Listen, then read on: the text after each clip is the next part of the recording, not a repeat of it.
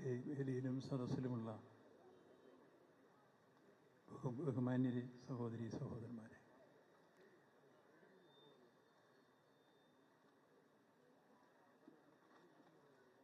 സഹോദരൻ റസലിൻ്റെ അപ്രതീക്ഷിതമായിട്ടുള്ള വേർപാട് ഇനിയും ഒരു യാഥാർത്ഥ്യമായി അംഗീകരിക്കാൻ നമ്മളെല്ലാം പാടുപെടുകയാണ്.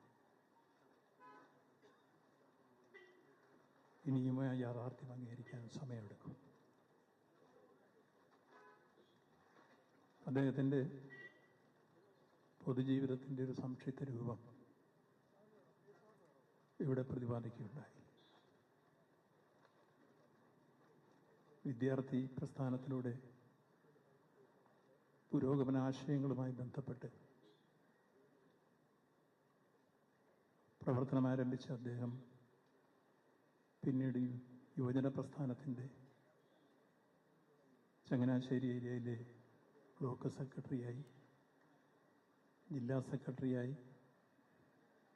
സംസ്ഥാന ഉപഭാരവാഹിയുള്ള ഒരാളായി സുദീർഘമായ സേവനമാണ് ആ മേഖലയിൽ അനുഷ്ഠിച്ചത്. പിന്നീട് അദ്ദേഹം ചങ്ങനാശ്ശേരി മദ്യവ്യവസായ തൊഴിലാളി യൂണിയൻ്റെ സെക്രട്ടറി എന്ന നിലയിലും ഓട്ടോറിക്ഷ തൊഴിലാളി യൂണിയൻ്റെ ജില്ലാ സെക്രട്ടറി എന്ന നിലയിലും പിന്നീട് CITU ജില്ലാ സെക്രട്ടറിയായും സംസ്ഥാന സമിതി അംഗമായും വർക്കിംഗ് കമ്മിറ്റി അംഗമായും സേവനമനുഷ്ഠിച്ചു വരുന്ന ഘട്ടത്തിലാണ് അദ്ദേഹം CPIM-ൻ്റെ ജില്ലാ നേതൃത്വ നിലയിലേക്ക് ഉയരുന്നത്. ആദ്യം ജില്ലാ കമ്മിറ്റിയിലും പിന്നീട് ജില്ലാ സെക്രട്ടേറിയറ്റിലും അതിനുശേഷം ജില്ലാ സെക്രട്ടറിയായും അദ്ദേഹത്തിൻ്റെ പ്രവർത്തനങ്ങൾ നാം ശ്രദ്ധേയമായ വലിയ രൂപത്തിൽ അദ്ദേഹത്തിൻ്റെ സംഭാവനകളെ നോക്കിക്കാണുകയുണ്ടായി. അദ്ദേഹത്തിന് ഉണ്ടായ രോഗം ചികിത്സിച്ച് ഭേദാക്കാവുന്ന രോഗമായിരുന്നു. ആധുനിക വൈദ്യശാസ്ത്രം ശ്രദ്ധേയമായ രൂപത്തിൽ അതിലിടപെടുന്ന രൂപത്തിൽ ഏറ്റവും ഉന്നതമായ ചികിത്സ കിട്ടുന്നതിന് വേണ്ടി ഞങ്ങൾ ജില്ലാ സെക്രട്ടേറിയറ്റ് ആലോചിച്ച്, സ്റ്റേറ്റ് ഭാരവാഹികളുമായി ആലോചിച്ച് അപ്പോളോ ആശുപത്രിയിലാണ് കൊണ്ടുപോയിരുന്നത്. അപ്പോളോ ആശുപത്രിയിലെ ഏറ്റവും പ്രശസ്തനായ ഗ്യാസ്ട്രോ സർജൻ ഡോക്ടർ സന്തോഷിൻ്റെ നേതൃത്വത്തിലായിരുന്നു അദ്ദേഹത്തിൻ്റെ പ്രാഥമിക ചികിത്സയും രോഗം ഡയഗ്നോസ് ചെയ്യാനുള്ള പ്രവർത്തനങ്ങളും നടന്നത്. ഞങ്ങളന്ന് ഡോക്ടറുമായി സംസാരിക്കുമ്പോൾ അദ്ദേഹത്തിൻ്റെ ഒരു പെറ്റ് സ്കാൻ എടുത്തതിന് ശേഷം ഡോക്ടർ പറഞ്ഞത്, "യു ആർ വെരി ലക്കി, ഇത് സ്പ്രെഡ് ചെയ്തിട്ടില്ല. അതുകൊണ്ട് തന്നെ നമുക്ക് ആദ്യം ചെറിയ റേഡിയേഷൻ, പിന്നീട് റോബോട്ടിക് സർജറിയും, അതിനുശേഷം ആവശ്യമെങ്കിൽ കീമോയും, ഇങ്ങനെ നമുക്ക് ആ പ്രശ്നം പരിഹരിക്കാം" എന്നായിരുന്നു വിദഗ്ധന്മാരായ ഡോക്ടർമാർ ഞങ്ങൾ 3 പേരെയാണ് അന്ന് കാണിച്ചത്. പ്രശസ്തനായ ഗ്യാസ്ട്രോ സർജനും അതേപോലെ തന്നെ ഓൺകോളജിൻ്റെ ഡോക്ടറും കാർഡിയോളജിസ്റ്റും പ്രധാനമായും അദ്ദേഹത്തെ അപ്പോളോയിൽ പരിശോധിക്കുകയുണ്ടായി. അവർ നിഷ്കർഷിച്ചതനുസരിച്ച് തന്നെ ആദ്യഘട്ടത്തിൽ കാരിത്താസ് ഹോസ്പിറ്റലിൽ 28 റേഡിയേഷൻ പൂർത്തീകരിച്ചു. ഡോക്ടർ ജോസ് ടോമിൻ്റെ നേതൃത്വത്തിലുള്ള വിദഗ്ധ സംഘം വളരെ വിജയകരമായിട്ടായിരുന്നു ആ ട്രീറ്റ്മെൻറ്റ് പൂർത്തീകരിച്ചത്. ഏകദേശം അദ്ദേഹത്തിൻ്റെ വൻകുടലിൻ്റെ അഗ്രഭാഗത്തുണ്ടായ ഒരു ട്യൂമർ ആദ്യത്തെ റേഡിയേഷനിൽ തന്നെ ചുങ്ങിയിരിക്കുന്നു എന്നാണ് ഡോക്ടർമാർ പറഞ്ഞത്. എന്നാലും ശസ്ത്രക്രിയ കഴിഞ്ഞ് അത് പൂർണ്ണമായി മാറ്റിയത്. അതുകൊണ്ടാണ് ഞങ്ങൾ ജനുവരി മാസം 26-ാം തീയതി അദ്ദേഹത്തെ അഡ്മിറ്റ് ചെയ്തു അപ്പോളോ ആശുപത്രി. 27-ന് സർജറി നടന്നു. ഏതാണ്ട് 10 മണിക്കൂറിലേറെ നീണ്ട റോബോട്ടിക് സർജറി ആയിരുന്നു ഏറ്റവും ആധുനിക സംവിധാനത്തോടുകൂടി അപ്പോളോ ആശുപത്രി നടത്തിയത്. ആ സർജറിക്ക് ശേഷം ഡോക്ടർമാർ താൽക്കാലികമായി ഒരു ബാഗ് ഉണ്ടാവും, അത് 3 ആഴ്ച കഴിയുമ്പോൾ നമുക്ക് റിമൂവ് ചെയ്യാം. സർജറി കഴിഞ്ഞ് വളരെ വിജയകരമായിരുന്നു എന്ന് ഡോക്ടർമാരെല്ലാം അഭിപ്രായപ്പെട്ടു. അതിൻ്റെ റിസൾട്ടുകളൊക്കെ വന്നു. ഞങ്ങളതിന് ശേഷം അത് പൂർണ്ണമായി വിജയിച്ചു എന്നറിഞ്ഞാണ് ഞങ്ങൾ അപ്പോളോയിൽ നിന്ന് മടങ്ങിയത്. പിന്നീട് അദ്ദേഹത്തെ ഒരാഴ്ച കഴിഞ്ഞപ്പോൾ ഡിസ്ചാർജ് ചെയ്യുകയുണ്ടായി. ആശുപത്രിയിൽ നിന്ന് ഡിസ്ചാർജ് ചെയ്ത് KTDCയുടെ ഹോട്ടൽ, അതായത് കേരള ഭവൻ, അവിടെയായിരുന്നു വിശ്രമിക്കാൻ വേണ്ടി ഞങ്ങൾ തിരഞ്ഞെടുത്തത്. വീട്ടിൽ പൊക്കോളാൻ ഡോക്ടർ പറഞ്ഞതാണ്. പക്ഷേ ഈ ബാഗൂടെ റിമൂവ് ചെയ്ത് പോവുകയല്ലേ നല്ലത് എന്നുള്ള അഭിപ്രായം ഞാൻ അങ്ങോട്ട് പറഞ്ഞപ്പോഴാണ് അദ്ദേഹം ശരിയാണ്, അങ്ങനെ ആയിക്കോട്ടെ, അങ്ങനെ ആശുപത്രിയിൽ കഴിയേണ്ട സ്ഥിതി വന്നു. ആശുപത്രിയിലല്ല, ഹോട്ടലിൽ. അതിന് ഡിസ്ചാർജ് ചെയ്ത് ഒരാഴ്ചത്തെ കഴിഞ്ഞ് ആദ്യത്തെ റിവ്യൂ നടന്നു. വിജയകരമായിരുന്നു എന്ന് ഡോക്ടർമാർ പറഞ്ഞു. രണ്ടാമത്തെ റിവ്യൂ ആയിരുന്നു 20-ാം തീയതി മിനിഞ്ഞാന്ന്. രാവിലെ റിവ്യൂ കഴിഞ്ഞു. ഡോക്ടർമാർ വളരെ സന്തോഷത്തോടെ 80% ഊണ്ട് ഹീൽ ചെയ്തിരിക്കുന്നു, നമുക്കിനി ബാഗ് 25-ാം തീയതി റിമൂവ് ചെയ്യാം. സമ്മേളനത്തിന് അദ്ദേഹത്തിൻ്റെ ഏറ്റവും വലിയ ആഗ്രഹം സംസ്ഥാന സമ്മേളനത്തിൽ സമയത്ത് പോകണമെന്നുള്ളത്. അത് ഡോക്ടർമാരുമായി സംസാരിച്ചു. തലേദിവസം ഞങ്ങൾ തമ്മിൽ ഫോണിലും സംസാരിച്ചു. രണ്ടാമത് എടുത്ത സ്കാൻ എടുത്തപ്പോൾ അതിൻ്റെ റിസൾട്ടോടെ കൂടി ഡോക്ടറെ കാണുകയാണ്, കഴിഞ്ഞ് വിളിക്കാം. ഡോക്ടർമാർ കണ്ടു. 25-ാം തീയതി ബാഗ് നീക്കം ചെയ്ത് വീട്ടിൽ പോകാനുള്ള ഡേറ്റും തീരുമാനിച്ചു. ആശുപത്രിയിൽ നിന്ന് പോന്ന് അദ്ദേഹം റൂമിലെത്തി. കയറിയില്ല, അതിനു മുമ്പ് തന്നെ ലിഫ്റ്റിൽ കയറുന്നതിന് മുമ്പ് പെട്ടെന്ന് തലകറക്കം ഉണ്ടായി. അവിടെ അദ്ദേഹം ബോധം കെട്ട് വീണു. കൂടെ ഉണ്ടായിരുന്ന മോള് എല്ലാ ശ്രമത്തിലും CPR കൊടുക്കാനുള്ള സൗകര്യം ഉറക്കായി. അവിടെ ഉണ്ടായിരുന്ന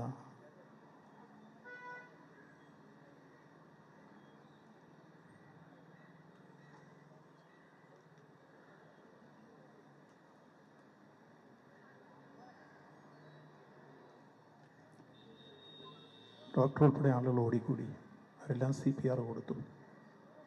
വളരെ പെട്ടെന്ന് ആശുപത്രിയിലേക്ക് എത്തിച്ചപ്പോളായി. പക്ഷേ അപ്പോൾ ആശുപത്രിയിലെ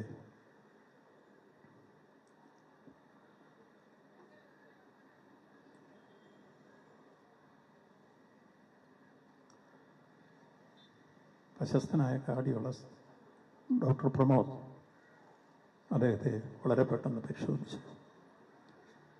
ഞാൻ ഡോക്ടറെ അപ്പം തന്നെ വിളിച്ച് സംസാരിച്ചു. എല്ലാ പരിശോധനയും നടത്തിക്കൊണ്ടിരിക്കുകയാണെന്നാണ് ഡോക്ടർ മറുപടി. ബഹുമാനപ്പെട്ട മുഖ്യമന്ത്രി ഞങ്ങൾ കൊച്ചിയിലുണ്ടായിരുന്നു, അദ്ദേഹം അപ്പം തന്നെ വിളിച്ചു. പക്ഷേ ഏതാണ്ട് ഒരു 15 മിനിറ്റ് ശ്രമം നടത്തിയെങ്കിലും ആ CPR കൊണ്ടൊന്നും റിമൂവ് ചെയ്യാൻ കഴിഞ്ഞില്ല. കാർഡിയക് അറസ്റ്റാണ് ഉണ്ടായത് എന്ന് ഡോക്ടർ തിരിച്ച് സംസാരിച്ചു. കോസ് ഓഫ് ഡെത്തിലും അതാണ് രേഖപ്പെടുത്തിയിരിക്കുന്നത്, കാർഡിയക് അറസ്റ്റാണ്. അങ്ങനെയാണ് സഹാവിനെ നമുക്ക് നഷ്ടപ്പെടുന്നത്. നമ്മൾ ആധുനിക വൈദ്യശാസ്ത്രം ഏതെല്ലാം തരത്തിൽ ഇത്തരമൊരു രോഗത്തിന് സഹായകരമായി ഉണ്ടോ അതെല്ലാം നമ്മൾ പ്രയോഗിക്കുകയുണ്ടായി. അതിനുള്ള സൗകര്യങ്ങളും നമ്മൾ ഉറപ്പാക്കി. പക്ഷേ നിർഭാഗ്യകരവും വേദനാജനകവുമായ ആ സംഭവം നടന്നു. അതിനുശേഷം പിന്നീട് അന്ന് രാത്രി ഞങ്ങളെല്ലാം ചെന്നൈയിലെത്തി. ഇന്ന് രാവിലെ അദ്ദേഹത്തിൻ്റെ ഡെഡ് ബോഡിയുമായി നെടുമ്പാശ്ശേരിയിലെത്തി. വളരെ വേദനയോടുകൂടിയാണ് ഞങ്ങൾ അവിടുന്ന് പോരുന്നത്. അദ്ദേഹത്തിൻ്റെ പ്രവർത്തനത്തിൻ്റെ കാലഘട്ടവും അതിൻ്റെ ഉള്ളടക്കവും ഇവിടെ പ്രതിപാദിക്കുകയുണ്ടായി. നമ്മുടെ കോട്ടയം പോലൊരു ജില്ല എല്ലാവർക്കും അറിയാം. തൊഴിലാളി വർഗ പ്രസ്ഥാനത്തിന് പല രൂപത്തിലുള്ള പ്രതിസന്ധികളെയും പ്രയാസങ്ങളെയും കുറിച്ചു കിടക്കാനുള്ള ജില്ലയാണ്. അത്തരം ഒരു ജില്ലയിൽ നിശ്ചയദാർഢ്യത്തോടെ, ലക്ഷ്യബോധത്തോടെ, അർപ്പണ മനോഭാവത്തോടെ എല്ലാം എനിക്ക് പാർട്ടി, ആ പാർട്ടി എന്ന അദ്ദേഹത്തിൻ്റെ ആത്യന്തികമായ കമ്മിറ്റ്മെൻറ്റ് എല്ലാ ഘട്ടങ്ങളിലും പാലിച്ചുകൊണ്ട് അദ്ദേഹം രോഗോത്തരനായ ഘട്ടത്തിൽ ഞാൻ നിരവധി പ്രാവശ്യം പരിപാടികളുടെ ബാഹുല്യം കുറയ്ക്കണം, സമ്മേളനങ്ങളിലെ സാന്നിധ്യം കുറച്ച് കുറയ്ക്കണമെന്ന് പറഞ്ഞിട്ട് പോലും അദ്ദേഹത്തിൻ്റെ മഹത്തായ പ്രസ്ഥാനത്തോടുള്ള ഏറ്റവും വലിയ പ്രതിബദ്ധതയും ചുമതലാബോധവും അദ്ദേഹത്തെ കർമ്മനിരതനാക്കി മുന്നോട്ട് കൊണ്ടുപോയി. വിശ്രമരഹിതമായ ജീവിതത്തിൻ്റെ വസന്തകാലം പൂർണ്ണമായി ഒരു സമർപ്പിത ജീവിതം മഹത്തായ പ്രസ്ഥാനത്തിന്, ഈ സമൂഹത്തിന്. അദ്ദേഹം ബഹുജന വേദികളിൽ ജില്ലാ പഞ്ചായത്ത് അംഗം എന്ന നിലയിലും ചങ്ങനാശ്ശേരി അർബൻ ബാങ്കിൻ്റെ പ്രസിഡന്റ് എന്ന നിലയിലും ഏൽപ്പിച്ച ദൗത്യങ്ങൾ കൃത്യമായി നിർവഹിച്ചിരുന്നു.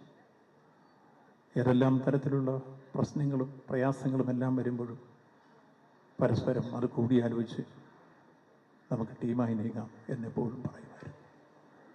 ചങ്ങനാശ്ശേരി പോലീസ് സ്റ്റേഷനിൽ ഒരിക്കൽ മുത്തങ്ങ സമരവുമായി ബന്ധപ്പെട്ട് പോലീസ് കൊടിയ മർദ്ദനം അഴിച്ചുവിട്ട് ഓഫീസ് തല്ലി തകർത്ത് VRBയും കൂടെ ഉണ്ടായിരുന്ന സഹപ്രവർത്തകർ പലരും ഈ സദസ്സിലുണ്ട്.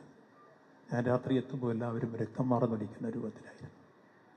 മറ്റു പലരും വിഷമത്തോടു കൂടി കാര്യങ്ങൾ പറഞ്ഞെങ്കിലും സൗറസൽ നിർഭയനായി അദ്ദേഹം സഹിഷ്ണുതയോടെ, സംയമനത്തോടെ, സമയത്തതയോടെ ആ സമരത്തെ നേരിട്ട രൂപവും ഇവരെല്ലാം ആശുപത്രിയിലാക്കാൻ സഹായിക്കണം. ഞങ്ങൾ അന്ന് രാത്രി തന്നെ എല്ലാവരെയും ആശുപത്രിയിലാക്കി. അതിഭീകരമായൊരു രംഗമായിരുന്നു. അങ്ങനെയുള്ള പ്രതിസന്ധി ഘട്ടങ്ങളിലും പോരാട്ടവീര്യത്തിൻ്റെ സന്ദർഭങ്ങളിലുമെല്ലാം നിർഭയമായി തന്നെ ആ പ്രശ്നത്തെ സമീപിക്കാനും അതിനെ അതിജീവിക്കാനും കരുത്ത് കാട്ടിക്കൊണ്ടായിരുന്നു അദ്ദേഹത്തിൻ്റെ പ്രവർത്തനങ്ങൾ. ഇടപെടുന്നവർക്കൊക്കെ വിട്ടുപിരിയാനാവാത്ത സൗഹൃദം തീർത്തും എല്ലായ്പ്പോഴും നാടിൻ്റെ നാനാതരത്തിലുള്ള ജനകീയ പ്രശ്നങ്ങളുണ്ടാകുമ്പോൾ അതിന്മേൽ ക്രിയാത്മകമായ നിർദ്ദേശങ്ങൾ മുന്നോട്ട് വെച്ചും പ്രതികരണശേഷി ഉയർത്തിയും സമയോചിതമായും സന്ദർഭോചിതമായും വിഷയങ്ങളിൽ തീരുമാനമെടുത്തും മുന്നോട്ട് പോകാനുള്ള നേതൃത്വ പാഠവും എല്ലാം അദ്ദേഹത്തിൽ പ്രകടമായിരുന്നു.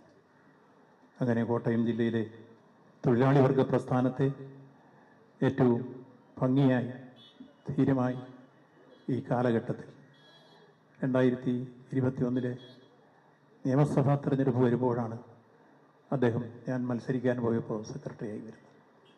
തുടർന്ന് അദ്ദേഹം കഴിഞ്ഞ സമ്മേളനത്തിലും ഈ സമ്മേളനത്തിലും സെക്രട്ടറിയായി തിരഞ്ഞെടുക്കപ്പെട്ടു.